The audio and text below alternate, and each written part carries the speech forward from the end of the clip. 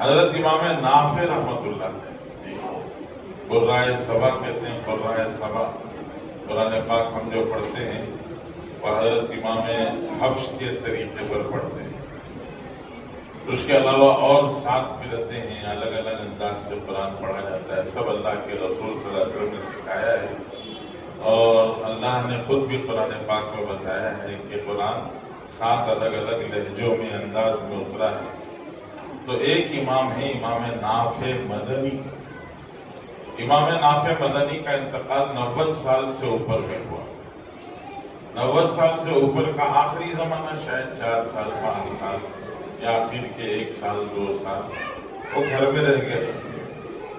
وہ گھر سے باہر نہیں نکلتے تھے، وہیں کمرے ہی میں وہ زندگی بسر ہو گئی۔ آخری ضعف ہو گیا، کمزوری ہو گئی۔ تو وہ جو آخری کے سال 2 سال جو بھی وقت ہو سکتا ہے، جب آپ کا انتقال ہونے لگا تو آپ کی بہن ملنے آئی۔ چہرے پر سکرات طاری ہو گئی تھی، چہرے پر موت کے اثرات نظر آئے۔ تو بہن کو اپنے بھائی کو مرتا ہوا دیکھ کر دلی رنج ہوا، تکلیف ہوئی، تو بہن کی آنکھوں میں آنسو آ گئے۔ بہن کو روتا ہوا دیکھ کر حضرت امام نافع مدنی رحمۃ اللہ علیہ نے اپنی بہن سے یہ کہا ہے۔ امام نافع مدنی نے اپنی بہن سے کہا کہ بہن گھبرانا نہیں، یہاں اس کمرے میں جس میں میرا انتقال ہو رہا ہے، اس کمرے میں میں نے 16,000 قرآن پڑھے۔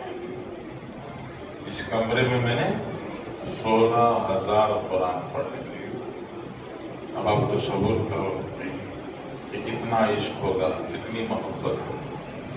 اس لیے بہت بڑی سعادت ہے